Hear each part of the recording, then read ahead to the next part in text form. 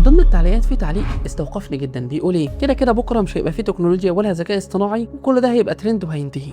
بص يا صديقي العزيز، الامتع اننا ندفن راسنا في الرمل ونقنع نفسنا ان دي هوجه وترند هياخد وقت ويمشي، ونهرب من مسؤوليه اننا نتعلم حاجه جديده. بس الانفع اننا نفتح عينينا كويس ونعرف السوق رايح فين. الذكاء الاصطناعي مش سحر ولا كائنات فضائيه هتحتل الارض، ده اداه زي ما الكاميرا الديجيتال لغت الكاميرا الفيلم، وزي ما برامج المونتاج لغت القص واللزق اليدوي. الشركات بقت تسال السؤال ده صراحه في الانترفيو: انت بتعرف تستخدم الذكاء الاصطناعي في شغلك ولا لا؟ عايز تعتبره كلام فاضي براحتك، ما تتعلمش وما تطورش من نفسك، بس ما تزعلش لما كمان سنه ولا اتنين يجي عيل صغير بنص خبرتك بس علشان بيعرف يستخدم الاي اي، هتلاقيه بيخلص شغل يوم كامل في ساعه واحده، هتلاقيه بياخد مكانك وبيخطف عميلك وبيقبض اضعافك وانت لسه بتعافر بالطريقه القديمه. عشان كده الذكي هو اللي بيطوع التكنولوجيا في خدمته مش اللي بيعاديها. وعشان كده لو عايز تدمج ما بين الانفع والامتع وتعرف ازاي تستخدم التكنولوجيا عشان تبني براند قوي لنفسك، يبقى اتبعني. ومن موقعي هذا احب اقول لك ان احنا بنساعدك ان انت تبني براند لنفسك او تعمل ماركتنج لشغلك من اول الفكره للسكريبت للتصوير والمونتاج للانطلاق على السوشيال ميديا. ده كان شوت قهوه بعرس الدرش، تابعني